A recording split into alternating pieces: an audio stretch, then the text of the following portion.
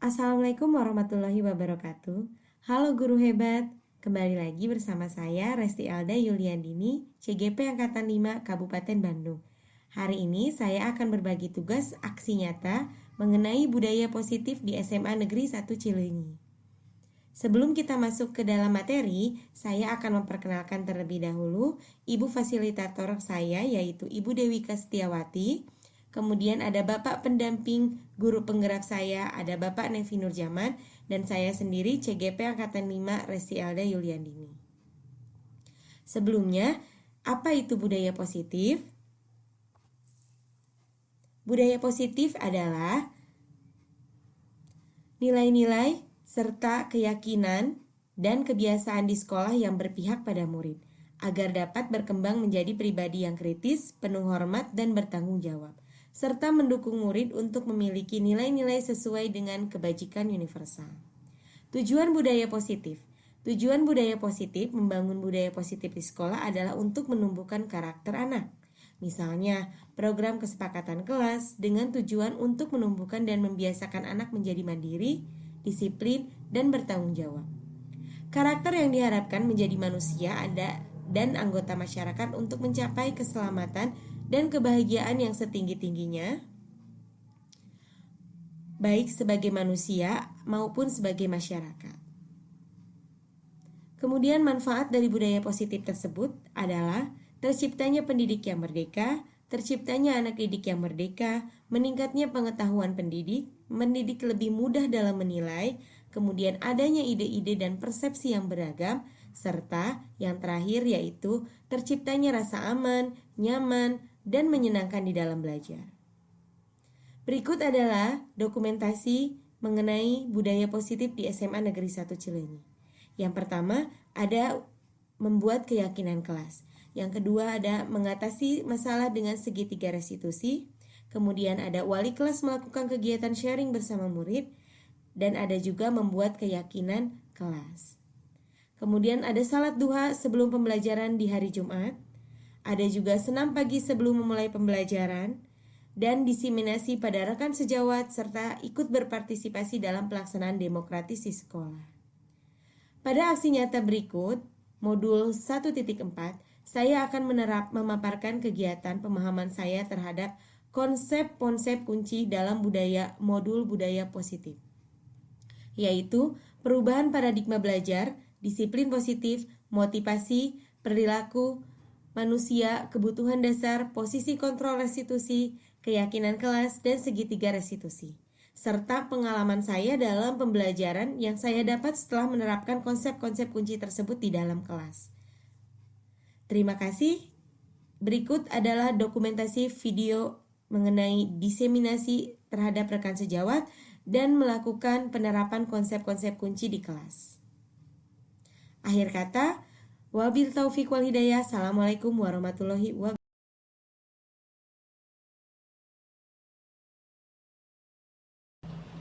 Bismillahirrahmanirrahim. Assalamualaikum warahmatullahi wabarakatuh. Waalaikumsalam warahmatullahi wabarakatuh. Pertama-tama marilah kita panjatkan puja dan puji syukur kehadirat Ilahi Robi, karena dengan rahmat serta ridhonya lah kita dapat berkumpul pada siang hari ini dalam kegiatan diseminasi pembiasaan budaya positif di sekolah. Yang terhormat Bapak Kepala Sekolah SMA Negeri 1 Cileunyi, yang terhormat Ibu Bapak Guru SMA Negeri 1 Cileunyi. Terima kasih kepada Ibu dan Bapak yang telah menyempatkan waktunya pada siang hari ini. Bapak Ibu yang kami hormati, kami di sini tentunya harus memulai dengan apa yang kita ketahui tentang hal-hal yang berhubungan dengan pendidikan. Nah, sebagai gambaran, tolong Bu Resti dibuka. Nah ini, Bapak dan Ibu mungkin sering setiap hari juga mungkin mengenal istilah ini, tapi di kehadiran Bapak dan Ibu di sini tentunya kami ingin sedikit mengetahui dari apa yang Bapak Ibu sampaikan mengenai istilah ini, sehingga nanti kita semua punya gambaran yang sama dengan istilah ini. Bapak dan Ibu, ada yang mengenal apa itu budaya positif? Tolong dibantu kami sekolah supaya ada kesepakatan, kesepahaman tentang istilah ini. Silakan, ada di antara Bapak dan Ibu yang bisa menyampaikan apa itu budaya positif? Oh, boleh Ibu, silakan Bu. Iya, pembiasaan atau hal-hal yang biasa dilakukan di apa ya, yang baik yang dilakukan oleh peserta didik di sekolah. Ya, Misalnya, kami ulangi, pembiasaan hal-hal positif yang dilakukan peserta didik biasanya peserta didik pada saat akan memulai KBM. pada saat akan memulai KBM. Nah, ini Ibu Ani sudah menjawab. Terima kasih kepada Bapak Heri Kustarto selaku Bapak Kepala Sekolah yang telah membuka kegiatan budaya positif ini ya Ibu Bapak, agar kita sedikit mengetahui apa sih budaya positif di sekolah itu gitu ya. Nah sekarang agar lebih jelas lagi apa itu pembiasaan budaya positif di sekolah, kita langsung saja dengarkan dari calon guru penggerak Ibu Resti Elda Yuli Andini SPD. Kepadanya kami dipersilahkan. Terima kasih Ibu Anissa. Baik, Assalamualaikum warahmatullahi wabarakatuh.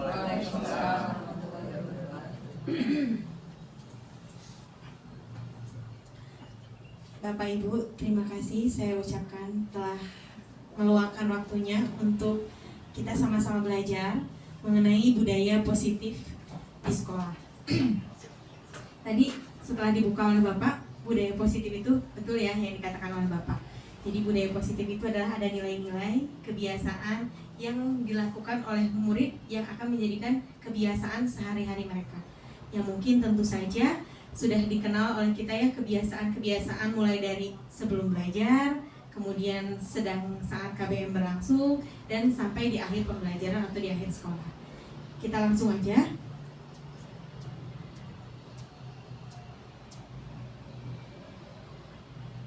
Yang pertama ada disiplin positif dan nilai-nilai kebajikan universal. Di sini ada perubahan paradigma. Ibu-ibu, coba tangannya boleh dikepal. Ada tangan ibu.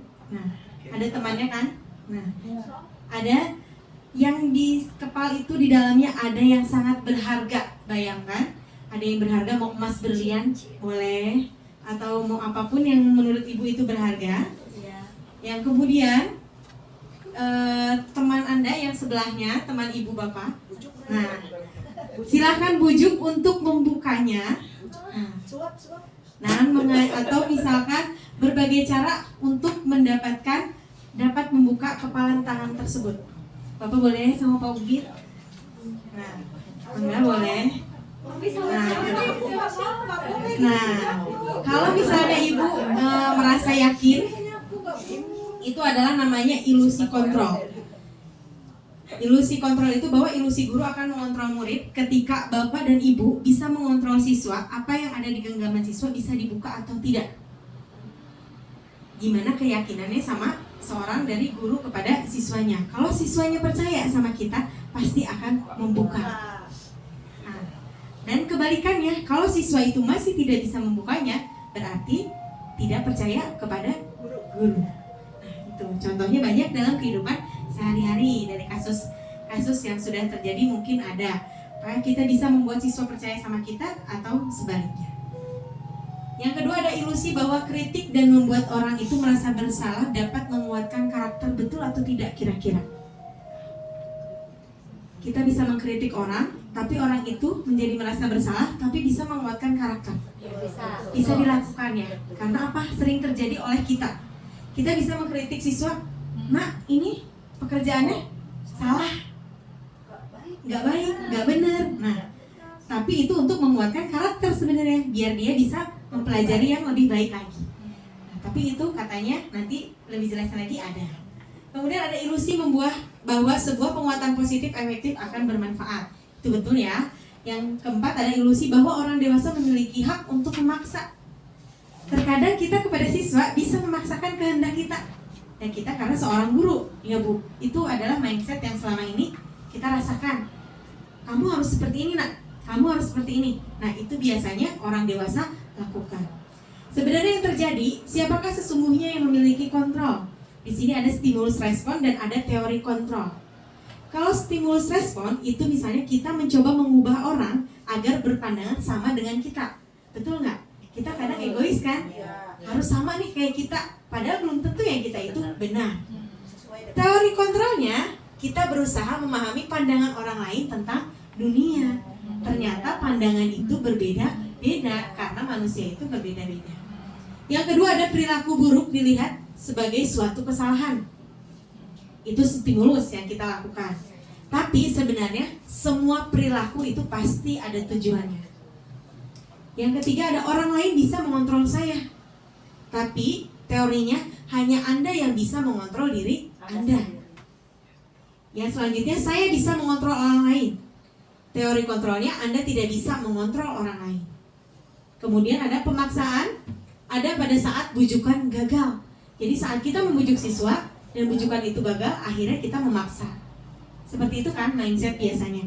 Yang sebenarnya teorinya adalah kolaborasi dan konsensus menciptakan pilihan-pilihan baru. Dan yang terakhir ada model berpikir menang atau kalah. Jadi kalau anak siswa suka berpikir, nggak apa-apa dulu, nggak usah aja, nggak apa-apa nggak menang juga, nggak apa-apa nggak nilai 100 juga. Nah, yang sebenarnya teorinya adalah model berpikir menang-menang. Anak harus bisa, bukan dengan apa yang kita hargai atau pencapaian satu tujuan mulia. Mendisiplinkan anak, tetapi salah caranya. Karena memaksakan kehendak kita. Itu kata teorinya. Dan di sini ada nilai-nilai kebajikan universal. Nilai-nilai kebajikannya adalah sifat positif manusia yang merupakan tujuan mulia yang ingin dicapai setiap individu. Nilai-nilai tersebut bersifat universal, lintas bahasa, suku bangsa, agama, maupun latar belakang. Setiap perilaku atau perbuatan memiliki satu tujuan.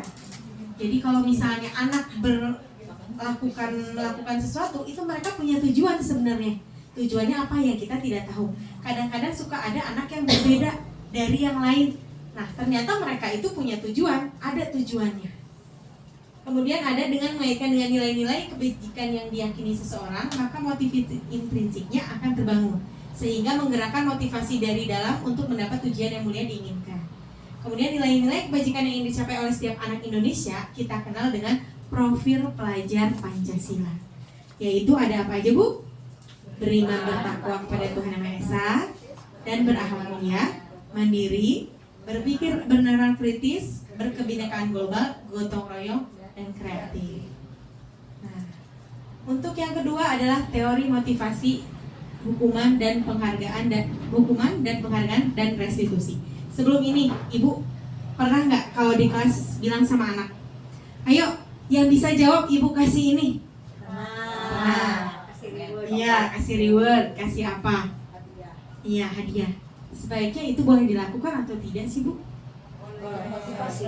Nah, masuknya ke motivasi kan, supaya anak, aduh kalau saya dapat ini, saya bisa mendapatkan apa? Penghargaan. Nah, itu yang terjadi. Terjadinya sebenarnya dalam teorinya itu, nah, untuk menghindari ketidaknyamanan atau hukuman, apa yang akan terjadi apabila saya tidak melakukannya? Berarti ada motivasi eksternal. Yang kemudian untuk mendapatkan imbalan dari orang lain, institusi, apa yang akan saya dapatkan apabila saya melakukannya. Dan yang terakhir untuk menghargai diri sendiri. Jadi ada 3 nih, anak itu untuk menghindari hukuman berarti saya harus bisa. Yang kedua untuk mendapatkan hadiah nih, saya harus bisa. Dan yang ketiga untuk menghargai dirinya sendiri. Oh saya mampu, oh saya bisa. Nah, meningkatkan prestis. Kemudian ada kata merdeka. Ini udah dengar ya Bu, udah sering banget kata Bapak Ki Hajar Dewantara. Merdeka itu artinya tidak hanya terlepas dari perintah, akan tetapi juga cakap buat memerintah diri sendiri. Nah inilah yang kata merdeka yang mungkin sekarang harus kita tanamkan kepada siswa. Bahwa merdeka itu bukan artinya merdeka mereka akan melakukan apanya seenaknya saja, bebas. Tapi tetap ada dalam genggaman kita. Lanjut, apa itu restitusi? Ada yang tahu nggak sih Bu, restitusi itu apa? Atau saya ya? Resti. Jadi restitusi itu adalah proses menciptakan kondisi bagi murid untuk memperbaiki kesalahan mereka, sehingga mereka bisa kembali pada kelompok mereka dengan karakter yang lebih kuat. Restitusi juga merupakan proses kolaboratif yang mengajarkan murid untuk mencari solusi untuk masalah mereka dan membantu murid berpikir tentang orang seperti apa yang mereka ingin menjadi tujuan yang mulia, dan bagaimana mereka harus memperlakukan orang lain. Ini udah ada ya Bu, pernah ada di YouTube, ada yang udah lihat barangkali ya. Saya memperlihatkan contoh segitiga restitusi. Jadi di sini kalau misalnya anak melakukan kesalahan, Bapak Ibu tidak boleh menegurnya langsung di hadapan orang lain. Itu kata teorinya ya Ibu-ibu. Kata teori kan Bu. Tapi kadang suka refleks kita kan, itu bajunya masukin. Nah, karena itu. Yang sebenarnya adalah harusnya kalau seperti itu dipanggil dulu Bu. Berdua sama ibu ngobrol, ditanya kenapa kamu melakukan itu. Pasti ada tujuan, ada sebabnya siswa melakukan seperti itu. Nah, jadi ciri-cirinya itu ada 9 Bu. Yang pertama ada bukan untuk menebus kesalahan, namun untuk belajar dari kesalahan. Jadi anak itu bukan untuk menebus nih salahnya apa, tapi untuk belajar dari kesalahan dia itu apa. Yang kedua ada memperbaiki hubungan. Yang ketiga ada tawaran, bukan paksaan. Jadi kita menawarkan kepada siswa, apa yang akan kamu lakukan selanjutnya dengan kesalahan kamu. Seperti itu contohnya. Yang keempat, restitusi menuntut untuk melihat kembali ke dalam diri. Anak dilihat lagi ke dalam dirinya. Oh, saya sudah melakukan kesalahan apa ya? Nah, seperti itu. Kemudian, restitusi mencari kebutuhan dasar yang mendasari tindakan. Yang keenam, ada restitusi diri adalah cara yang paling baik. Yang ketujuh, restitusi fokus pada karakter, bukan tindakan. Jadi karakter anak harus dibangun lagi, bukan kita menindak anak. Kemudian ada restitusi fokus pada solusi. Yang kesembilan ada restitusi mengembalikan murid yang berbuat salah pada kelompoknya. Itu. Kemudian yang ketiga ada pembelajaran ketiga, yaitu keyakinan kelas. Bapak Ibu suka ada keyakinan kelas nggak sih sebelum belajar? Ya, kesepakatan kelas atau keyakinan kelas.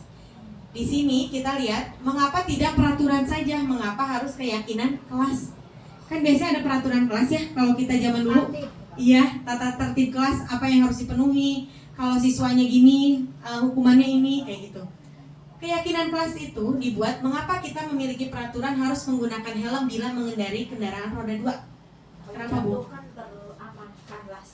Iya, sebenarnya adalah terlindungi, tapi pasti ada yang jawabannya takut ditilang sama polisi. Iya, tapi sebenarnya kalau misalnya keyakinan dirinya untuk keselamatan diri sendiri, pasti akan menggunakan helm. Yang kedua, mengapa kita memiliki peraturan 3M? Menggunakan masker, mencuci tangan, dan menjaga jarak 1,5 meter. Kenapa Bu? Untuk melindungi diri dari virus. Yang ketiga, mengapa kita memiliki peraturan harus datang tepat waktu pada saat ikut pelatihan? Supaya tidak ketinggalan materi. Yang tepatnya adalah belajar disiplin. Nah, untuk mendukung motivasi ini, kembali ke nilai-nilai keyakinan kelas. Jadi di budaya positif ini, lingkarannya ada lingkungan positif terlebih dahulu, kemudian ada keyakinan kelas juga, dan ada peraturan kelas. Kalau keyakinan kelas ini biasanya dibuat bersama-sama dengan siswa sesuai dengan keseruan kelas. Nah, Ibu-ibu, tepat waktu mengucapkan salam, menjaga kebersihan, berdoa sebelum dan sudah kegiatan aktif dalam pembelajaran. Ini adalah kesepakatan kelas. Kesepakatan kelas, kami guru dan murid saling menyayangi. Kami murid semangat belajar. Kami murid yang peduli dengan teman-teman. Jadi ada perbedaannya dengan peraturan. Peraturan itu biasanya poin-poin yang nanti akan kalau dilanggar akan terkena sanksi. Kalau keyakinan kelas atau kesepakatan kelas seperti ini contohnya. Lebih kerasa ya? Iya, lebih kerasa Bu. Jadi kalau peraturan kan hanya dibuat saja, bisa dilanggar. Tapi kalau keyakinan atau kesepakatan kelas bisa bareng-bareng. Apa yang sudah mereka yakini itulah bersepakat, berarti sudah dilakukan. Nah, ini pembedaannya Bu. Ada peraturan, ada keyakinan kelas. Peraturan, selalu kembalikan buku ke tempatnya. Kalau keyakinan kelasnya, tanggung jawab. Cuman itu aja.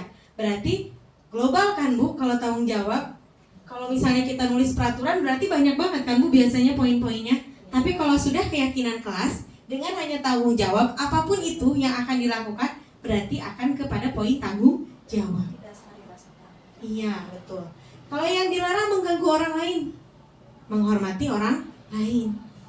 Kemudian hadir di sekolah 15 menit sebelum pembelajaran dimulai, menghormati orang lain dan berkomitmen. Dan dilarang melakukan. Jadi bentuknya kalau keyakinan kelas lebih global, tapi itu mengikat untuk siswanya lebih bisa menjadi karakter yang baik, positif. Kalau dihukum oleh penghargaan, penghargaan itu jadi menurunkan kualitas. Sedangkan kemudian yang kedua ada penghargaan mematikan kreativitas. Kemudian penghargaan mengurangi motivasi intrinsik. Betul nggak sih Bu? Kalau dengan adanya penghargaan, kita kasih reward ke anak, siapa yang bisa mengerjakan dengan 10 menit saja akan mendapatkan kue misalnya. Nanti kualitasnya akan buruk kan? Tulisannya entah itu akan jadi jelek. Dia betul yang pertama mungkin, tapi tulisannya acak-acakan. Jadi kualitasnya akan menurun. Kalau yang kedua, penghargaan mematikan kreativitas. Ada siswa yang punya kreativitasnya bagus, tapi dia lama banget. Suka ada ya Bu ya? Iya, ada. Kalau misalnya dikasih waktu reward penghargaan, anak-anak ya nggak dapat pasti. Kalau misalnya waktu dikejarnya, penghargaan kepada anak. Siapa yang misalnya sudah selesai sekarang dikumpulkan, itu akan mendapatkan penghargaan yang lebih. Itu akan mematikan kreativitas anak. Yang ketiga ada penghargaan mengurangi motivasi intrinsik. Dengan adanya penghargaan, jadi nantinya ke kita akan apa? Anak motivasinya kurang di dalam dirinya. Dari kalau yang paling cepat aja dah aku merasa tulisannya lama, nggak bisa cepet. Nah, jadi mematikan motivasi anak tersebut. Tindakan guru, hukuman atau konsekuensi. Bedanya, mencatat 100 kali di dalam buku kalimat saya tidak akan terlambat lagi karena terlambat sekolah. Ingat Bu, waktu SD tulis selembar, terus kayak gitu. Itu seharusnya kalau itu hukuman atau konsekuensi Bu? Hukuman. Beda dengan konsekuensi ya. Menggantikan kertas tugas teman yang dicoret-coret konsekuensi. Kita harus bilang nggak Bu ke anak seperti itu? Harus. Yang tadi ada kesepakatan kelas. Kalau kalian mengumpulkan dengan tepat waktu, nilainya akan berbeda dengan yang tidak tepat. Kemudian ada perbedaan hukuman dan konsekuensi Bu. Nah, kalau bedanya sekarang, kalau hukuman sesuatu yang menyakitkan itu harus terjadi. Sedangkan kalau konsekuensi itu sesuatu harus terjadi. Kemudian yang hukuman itu membuat anak sakit fisik maupun hati untuk jangka waktu yang lama. Nah, kalau misalnya ke anak kita misalnya menghukum, kamu dijemur di lapangan 1 jam, itu pasti akan nyampe dia terngiang-ngiang terus nih. Malu dilihat sama orang lain, sama kakak kelas. Nah, itu akan terus nempel jangka waktunya yang lama. Jadi harusnya baiknya seperti apa? Jadi kalau konsekuensinya membuat anak merasa tidak nyaman dalam jangka waktu pendek. Kalau anak berbuat salah, ya langsung aja saat itu juga dipanggil, kenapa kamu melakukan hal tersebut. Kalau hukuman, sesuatu yang menyakitkan itu harus terjadi. Kalau konsekuensi itu sesuatu harus terjadi. Sedangkan kalau restitusi, tadi ada restitusi merupakan pilihan. Di sini kita lihat pembedaannya, ini adalah identitas gagal itu adalah berarti sebuah hukuman. Sedangkan kalau sukses itu berarti untuk disiplin ada konsekuensi dan ada restitusi. Kalau konsekuensi itu biasanya kita lakukan dengan siswa di kesepakatan kelas. Kalau segitiga restitusi itu biasanya melakukan antara 2 orang saja, guru dan siswa yang terlibat. Nah, ini ada 5 posisi kontrol. Ibu-ibu pernah jadi apa nih kira-kira? Ada penghukum, pembuat orang merasa bersalah, ada menjadi teman, ada pemantau, dan ada manajer. Yang paling bagus yang mana nih? Yang paling bagus yang mana kira-kira? Yang paling bagus itu yang sebenarnya harus dilakukan kita adalah seorang guru harus menjadi seorang manajer. Tapi kita pernah ya Bu jadi seorang teman. Kita lihat ya Bu ya. kalau guru berbuat nih, kalau sebagai penghukum menghardik, menunjuk-nunjuk, menyakiti dan menyindir. Ya, contohnya, ya, meni kerjakan tugas setelah toe, itu adalah nyindir kan? Ini adalah seorang penghukum. Kalau pembuat orang merasa bersalah, berceramah dan mengatakan seharusnya ibu kecewa sama kalian, sakit, ya itu. Kalau teman membuatkan alasan-alasan untuk muridnya, kalau seorang teman, ya udah nggak apa-apa, nanti aja ibu bantu ya. Pernah pasti ya Bu ya. Pemantau menghitung dan mengukur, ngelihat aja. Sok, gimana bisa nggak menyelesaikannya? Ya bisa. Yang terakhir manajer ini adalah mengajukan pertanyaan. Seperti apa sih harusnya? Nah, bagaimana? Emang salahnya di mana? Apa-apa terus ditanya. Itu adalah seorang manajer. Sekarang kalau guru berkata, penghukum itu kalau kamu tidak melakukannya, awas ya, rasakan. Pernah Bu? Pernah. Ya saya juga pernah ya. Tapi setelah mengetahui ini, ya kan? Pernah. Tapi setelah ini Bu, nanti Ibu akan merasa sadar sendiri. Setelah dikasih tahu sama saya pun waktu itu setelah mengetahui ini, oh iya ya, ternyata. Tapi kan tidak bisa seperti itu ya Bu. Nah, jadi ya itu harusnya seperti apa? Kalau pembuat orang merasa bersalah, gurunya akan berkata, kamu seharusnya sudah tahu, ibu lelah sekali nih, ibu stres. Nah, itu gara-gara kamu nih, ibu tuh jadi nangis, jadi stres gitu. Nah, itu. Ya kan? Kalau misalnya teman, ayolah lakukan demi ibu, jangan kayak gitu ya, buat ibu ya, buat kelasnya, jangan sampai seperti itu. Iya, jangan malu-maluin. Kan wali kelasnya guru PPKN, misalnya gitu ya. Nah, kalau misalnya pemantau, apa peraturannya? Kamu tahu nggak peraturannya? Nah itu namanya pemantau. Kalau manajer, apa yang kita yakini sih? Apa yang bisa kau kerjakan untuk memperbaiki masalah ini? Jadi yang bagusnya ini. Iya, ibu paling bagus. Kita bikin peraturan Hasilnya nih, kalau penghukum, dia akan memberontak dan menyalahkan orang lain serta berbohong. Nah kejadian ya kemarin. Nah ini adalah seorang penghukum karena kemarin ada kejadian yang menghukum. Nah kemudian hasilnya kalau pembuat orang merasa bersalah akan menyembunyikannya, menyangkal dan berbohong. Sama. Sedangkan kalau teman akan ketergantungan terus Bu sama ibu. Ayo we ngandalkan ibu. Nanti aja, nanti juga ada dibantuin sama ibu. Nah kayak gitu. Sedangkan kalau pemantau menyesuaikan diri bila diawasi. Jadi kalau dilihat baru, kalau enggak ya udah balik dari jika gitu. Nah gitu. Kemudian yang terakhir kalau misalnya manajer itu adalah menguatkan pribadinya. Jadi dikuatkan karakternya, pribadi anak tersebut harus seperti apa. Nah kaitan dengan dunia yang berkualitas, murid akan meletakkan guru di luar dunia berkualitas. Ini ya Bapak, ini tugas. Ibu-ibu, apa sudah cukup ada pencerahan sedikit mengenai budaya positif? Semakin banyak salahnya. Iya. Mungkin di sini aja Ibu sampai sini.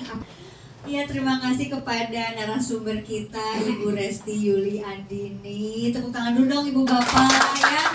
Alhamdulillah di siang hari yang cerah ini kita dicerahkan juga ya ilmu-ilmu dari Ibu Resti Elda yang insya Allah bisa membuat kita lebih baik lagi ke depannya sebagai pendidik ya di sekolah kita tercinta ini. Oke Ibu Bapak, mangga atuh silahkan, mungkin ada 1-3 pertanyaan yang mungkin Ibu Bapak masih bingung atau mau dipertanyakan, boleh sama Ibu Resti, mangga diantos silahkan. Ya mangga kepada Ibu Sri. Terima kasih. Terima kasih Ibu Ica, Ibu moderator. Menyimak bagian yang terakhir ini rasanya sebagai guru itu benar-benar harus jadi manajer gitu. Tetapi yang terasa selama ini bahwa kondisi kita dan kondisi siswa pada kondisi yang tidak selalu prima. Apa yang disampaikan Ibu pemateri tadi, jadi titik beratnya atau yang paling baik itu adalah manajer.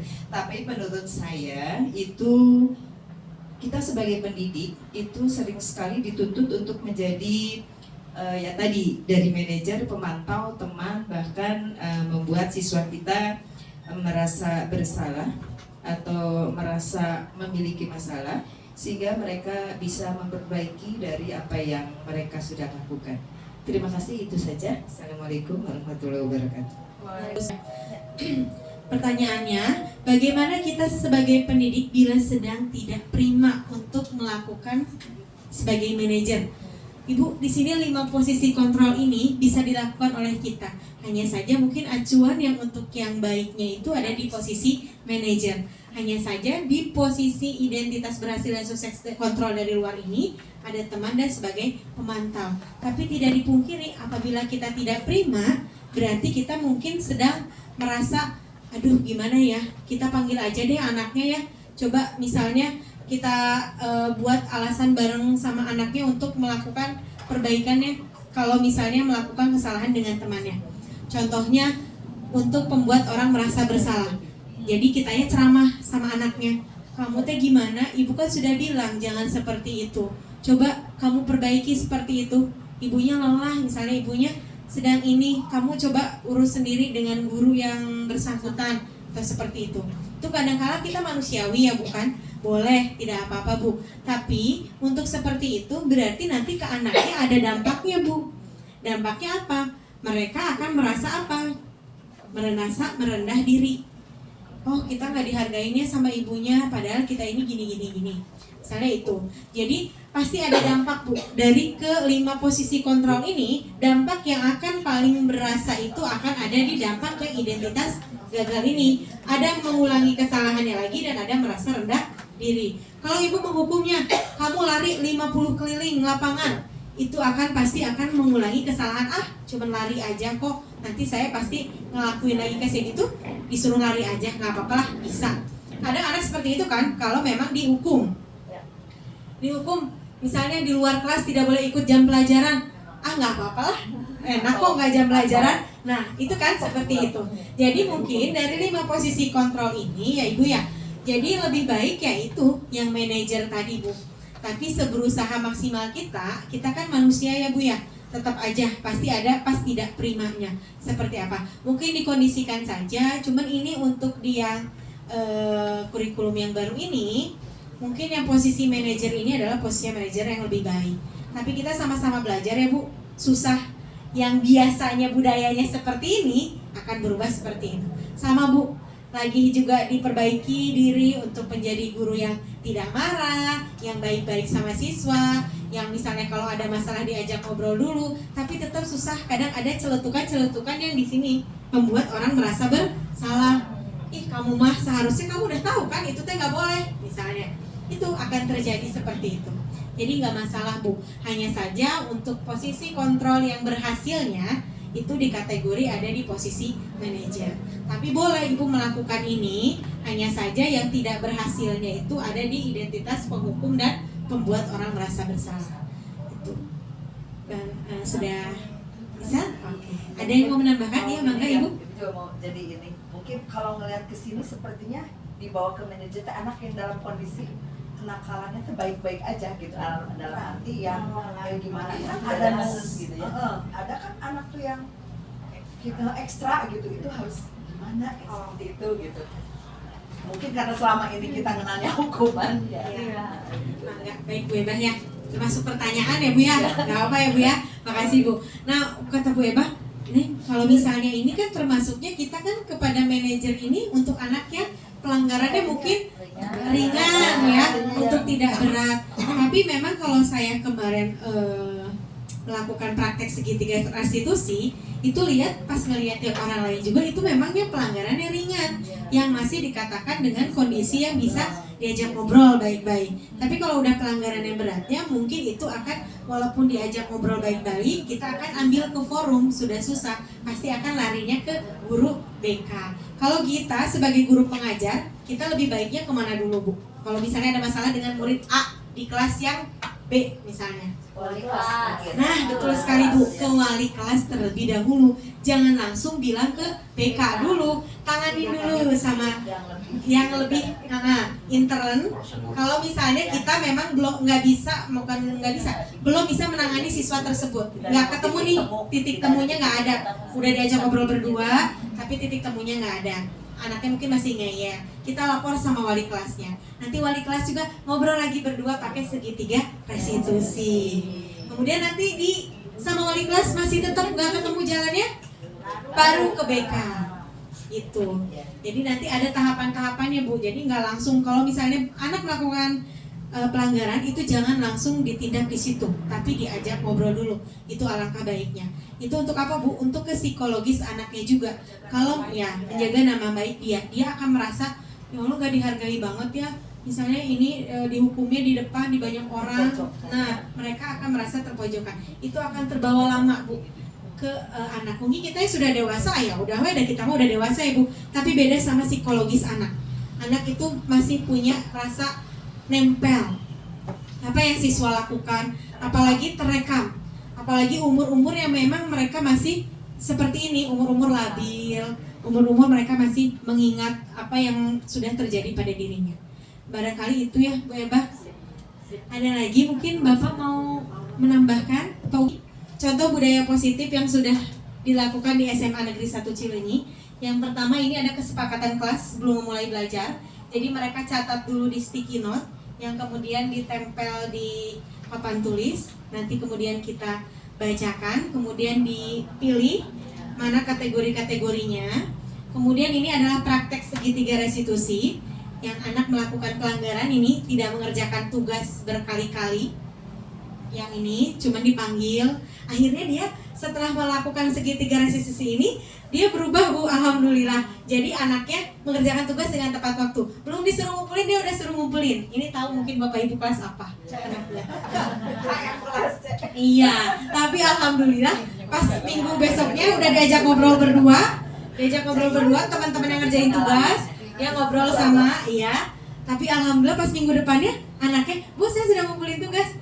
Kan belum ini minggu depan. Nggak apa-apa Bu, saya sudah selesai katanya. Berarti ada perubahan lebih baik.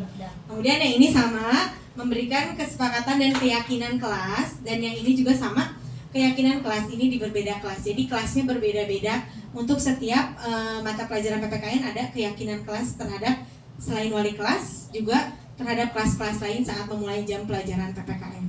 Ya, itu saja tambahannya dari saya. Terima kasih. Wassalamualaikum warahmatullahi wabarakatuh.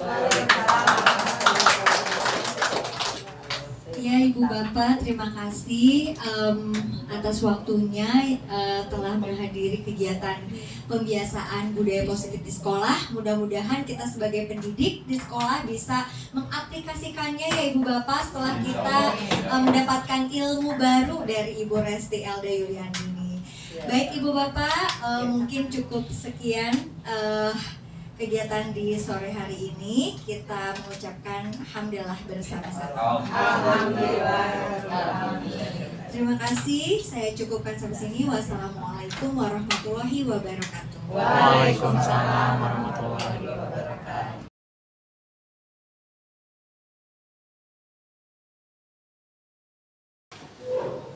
Assalamualaikum warahmatullahi wabarakatuh. Waalaikumsalam warahmatullahi wabarakatuh. Siap. Beri salam. Assalamualaikum warahmatullahi wabarakatuh. Waalaikumsalam warahmatullahi wabarakatuh.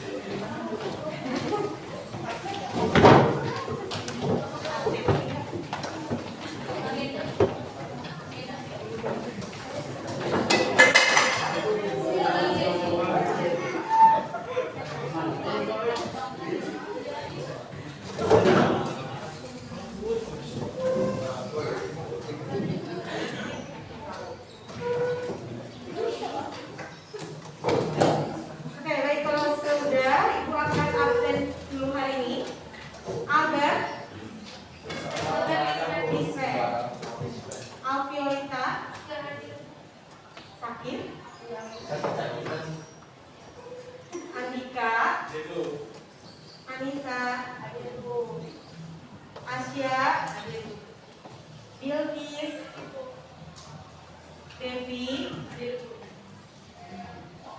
Elisa. Hari ini kita akan belajar tentang hak asasi manusia. Tapi sebelumnya coba kita membiasakan baca dulu kan sebelum memulai pembelajaran. Silakan kalian baca bukunya. Ibu kasih waktu 5 menit, cukup? Silakan membaca buku yang kalian bawa masing-masing untuk dibaca.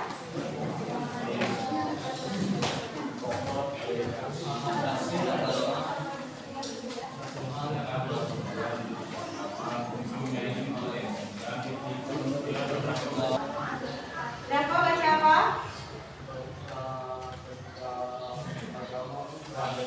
Oke, luar biasa ya. Terima kasih. Semoga ilmu yang didapatkan dengan membaca menambah kalian menjadi ibadah. Oke.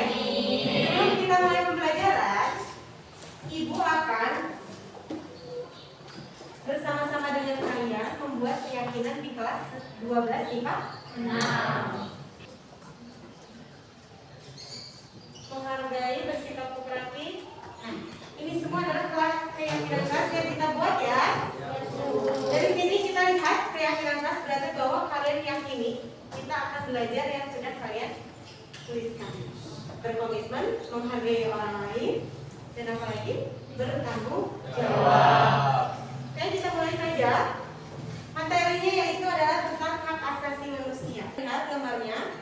Ada rezim Adolf Hitler di Jerman. Kalian tahu Hitler? Pernah dengar? Nazi pernah dengar? Pernah. Itu adalah salah satu kekejaman yang pernah terjadi di dunia. Kayaknya ada yang ngantuk nih. Kalau ada yang ngantuk, main games dulu deh sama ibu. Oke? Main games ya. Kita tentang games Pancasila namanya. Pancasila. Tahu kan? Pancasila ada berapa sih? 5.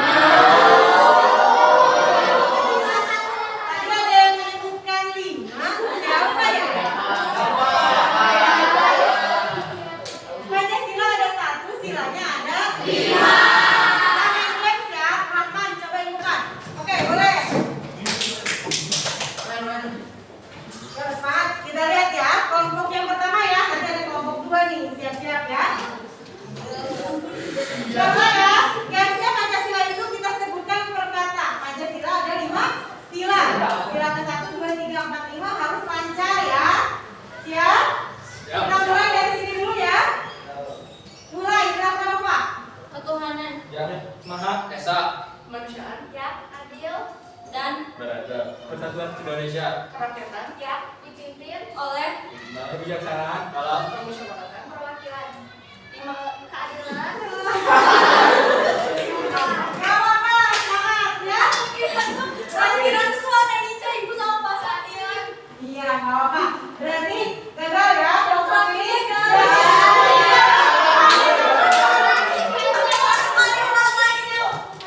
Belum, nanti. Dikasih kali sama kali kesempatan lagi, setuju? Oke, sekali lagi Sah. Siap? Konsentrasi, dengerin temannya, jangan lihat kanan kiri. Oke. Kita mulai dari Nova. Ketuhanan yang Maha Esa, kemanusiaan yang adil dan beradab, Persatuan Indonesia, kerakyatan yang dipimpin oleh hikmah kebijaksanaan dalam perwakilan keadilan sosial bagi seluruh rakyat Indonesia. Boleh,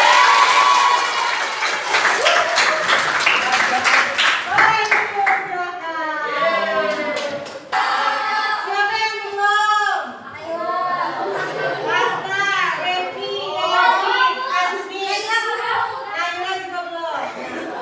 Oke, berarti nanti bertemu sama ibu. Kalau sudah ya, silakan kumpulkan tugasnya di depan di belakang. Lanjutkan. Kalau sudah yang mengumpulkan tugas, ibu ucapkan terima kasih. Yang belum tetap ibu tunggu dibaca ya.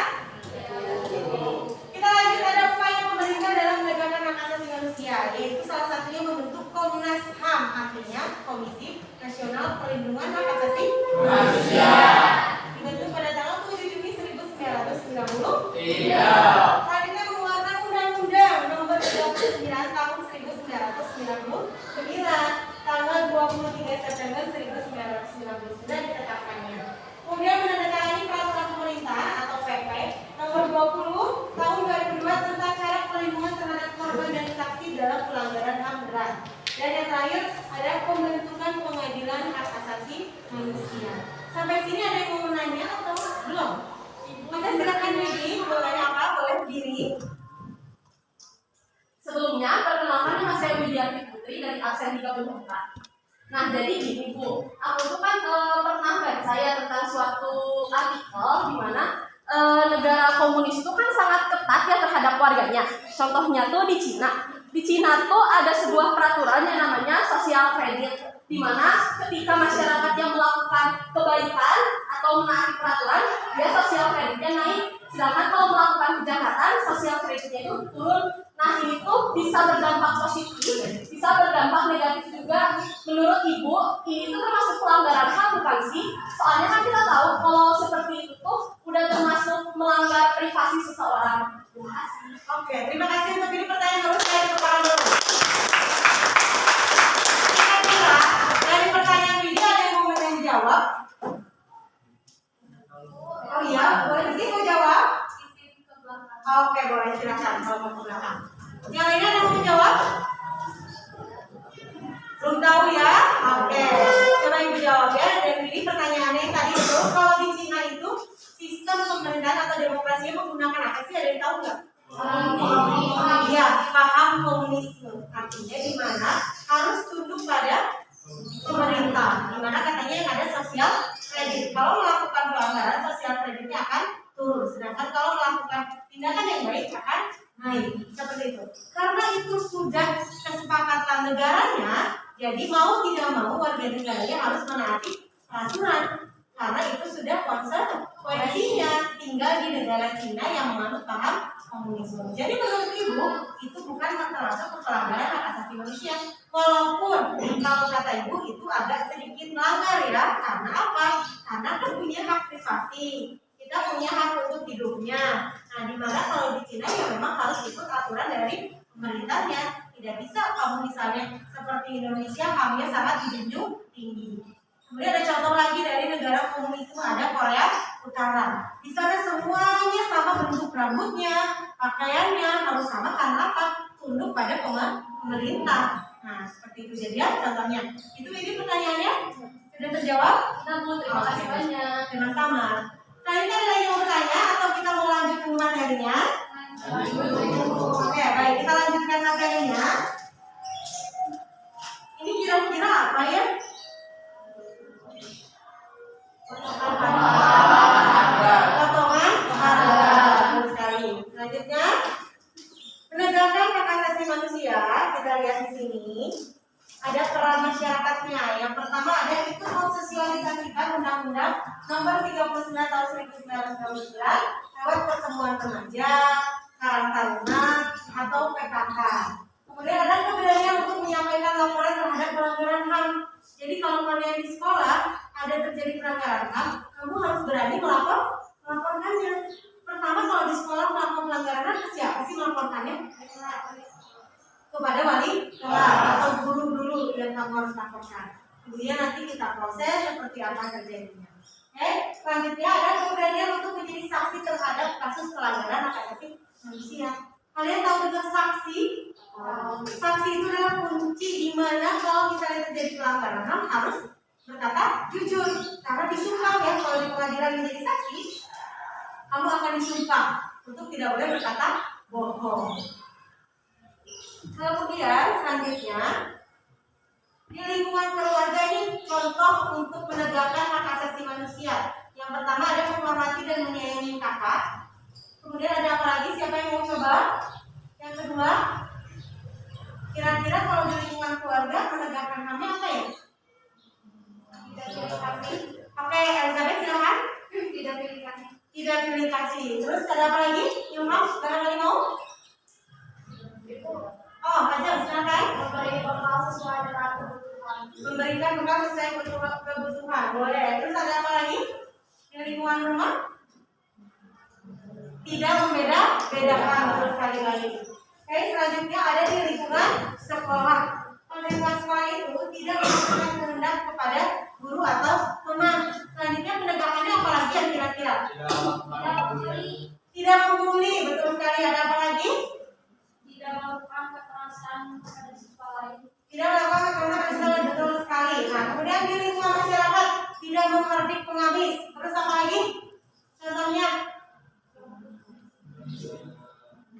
Ikut apa? Berpartisipasi dalam kegiatan-kegiatan gotong royong.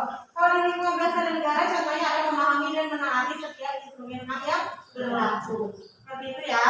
Nah, dari sini kita lihat ada contoh artikel di mana kalian akan mengerjakan tugasnya selama 2 minggu. Batas waktu pengumpulannya adalah 14 hari. Artinya, kalian harus apa? Harus mengumpulkannya sebelum dari 14 hari batas waktu pengumpulan terakhir. Paham ya? Kalian cari artikel pelanggaran hak asasi manusia di Indonesia terlebih dahulu, tapi tidak boleh sama dengan temannya. Jadi gimana caranya? Kalian nanti setelah ini diskusikan mana sih yang mau kalian ambil. Misalnya contohnya Elizabeth mau kasus Munir, Galih mau kasus Marsina, ya, jadi berbeda-beda. Ada yang mau bertanya tentang artikel ini? Nah, kalau sudah kalian print artikelnya, kemudian kalian berikan komentar dan solusi. Komentar terhadap kasusnya seperti apa, solusinya juga seperti apa. Komentarnya boleh komentar positif, kalau ada, kalau tidak ada berarti komentar negatif tentang artikel tersebut. Paham ya? Ada yang mau bertanya? Di kertas samping S ya? Paham? Apakah ada yang mau bertanya lagi? Sudah cukup? Nah, ini lagi ada contoh lagi juga. Nanti kalian ini adalah nilai kreativitasnya.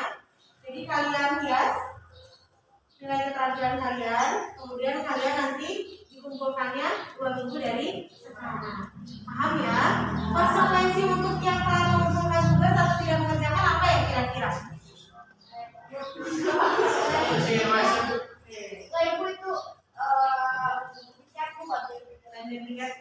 konsekuensinya kalau dari ibu berarti nilainya tidak akan sama dengan yang tepat mengumpulkan.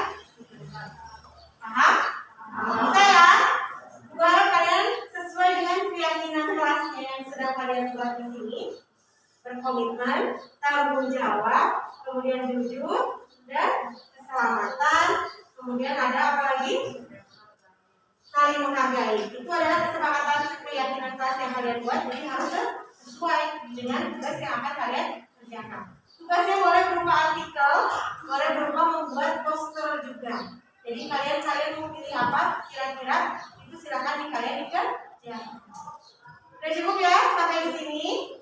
Adakah yang mau bertanya kembali? Sudah, tidak ada? Oke. Sudah, ibu akhiri saja. Terima kasih untuk pembelajaran hari ini, cukup sekian dan terima kasih. Assalamualaikum warahmatullahi wabarakatuh. Waalaikumsalam warahmatullahi wabarakatuh. Asna, gimana kabarnya hari ini Asna? alhamdulillah. Asna, ibu lihat akhir-akhir ini Asna suka tidur di kelas ya? Entah itu pelajaran ibu tadi, kemudian ada pelajaran yang lain ibu dengar. Apakah ibu dengar Asna? Iya benar. Benar. Ibu boleh tahu nggak kenapa Asna tidur di kelas? Iya Bu, soalnya setiap hari sering membantu orang tua ibu jualan, nah jualan itu sampai sore, kadang-kadang juga malam. Jadi menyebabkan Asna ngantuk. Asna, boleh tahu nggak ibu? Ayah jualan apa ya atau ibu? Jualan kayak sepatu sama baju gitu. Jadi Asna suka bantuin, jadi tutup tokonya sampai malam. Makanya Asna ngantuk ya. Asna, ibu boleh ngasih saran atau solusi sama Asna? Menurut ibu, Asna sudah sangat baik sekali ya kalau membantu orang tua, membantu orang tuanya dengan cara membantu menjaga toko, ya seperti membantu jualan. Tapi Asna harus tahu juga, Asna kan kewajibannya sebagai seorang pelajar. Jadi Asna harus tahu apa yang harus dilakukan, kewajiban dan hak Asna di sekolah dan di rumah juga. Mungkin ada lagi yang mau diceritakan sama Asna? Ada juga kalau di sekolah itu kadang nggak ada tugas gitu, jadi saya sering ketinggalan banyak banget. Karena nggak ada yang ngasih info juga ya mungkin dari kelasnya. Nah, seperti itu kalau memberikan info kan kita yang butuh ya Hasna ya. Makanya Hasna coba ya untuk sekarang mencari infonya ke temannya, bertanya pada teman ya. Itu salah satu kuncinya. Oke Hasna, ada lagi yang mau diceritakan sama ibu? Sepertinya sudah. Mudah-mudahan dengan ini Hasan bisa menjadi anak yang lebih baik lagi ke depannya, lebih rajin ngerjain tugasnya, kemudian tidak tidur di dalam kelas. Tapi kalau misalnya sudah kelelahan bisa waktu istirahat ya, istirahat nanti Hasan bisa tidur ya. Itu aja dari ibu pesannya. Terima kasih ya. Hasan boleh istirahat sekarang. Ya Bu, terima kasih. Iya. Waalaikumsalam. Saya melakukan praktek segitiga restitusi, perasaan saya menjadi lebih tenang dan lega. Kedepannya akan lebih apa lagi Hasan? Kedepannya akan lebih baik lagi dan berusaha untuk mengikuti pembelajaran dengan baik dan benar. Ya sudah, terima kasih Hasna. Haji, gimana kabarnya hari ini Haji? Kegiatannya padat? Padat lumayan. Oke, Haji ternyata tadi pas pelajaran ibu barusan Haji tidak mengerjakan tugas. Kenapa? Kemarin lupa Bu, itu begadang kemarin. Oh begadang, jadi kelupaan. Tapi ibu juga dengar dari guru lain juga ya Haji, ada yang tidak mengerjakan tugasnya. Ya Bu, soalnya ya jarang buka HP juga, jadi jarang tahu.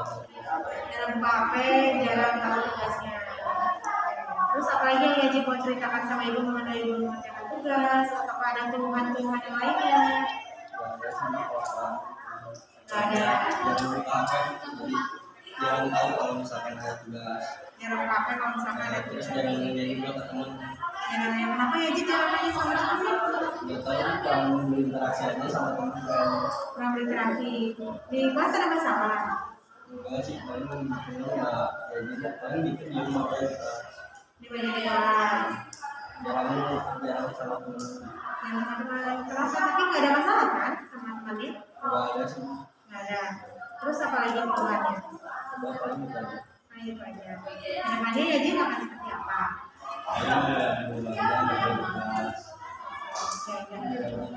Dengan Haji cerita ini seperti ini sama ibu, kita memberikan saran untuk Haji ya. Sarannya kedepannya semoga Haji lebih rajin lagi dalam mengerjakan tugas. Walaupun Haji begadang, kurang tidur, itu kan konsekuensi ya. Hanya saja Haji sudah merasa bersalah belum akan seperti ini. Kalau menurut ibu itu memang namanya manusia, kita ada capeknya, ada lelahnya karena begadang. Dan dari situ Haji harus belajar apa konsekuensinya kalau Haji tidak mengerjakan tugas seperti itu. Dengan kesepakatan yang kita buat, kalau tidak mengerjakan tugas ada konsekuensinya. Mudah-mudahan kedepannya Haji bisa lebih rajin lagi ngerjain tugasnya, terus juga absensi kehadiran di sekolahnya ditingkatkan lagi. Ya, itu aja ya. Ada lagi atau tidak sudah cukup? Terima kasih ya. Kalian boleh silakan. Setelah melakukan praktik segitiga restitusi dengan ibu, apakah yang Yazid rasakan saat ini? Rasakan jadi lebih lebih tenang, lebih rajin, dapat hidayah. Mudah-mudahan dengan adanya Yazid cerita sama ibu memberikan solusi terhadap Yazid, kedepannya Yazid lebih jadi anak yang baik lagi ya. Amin.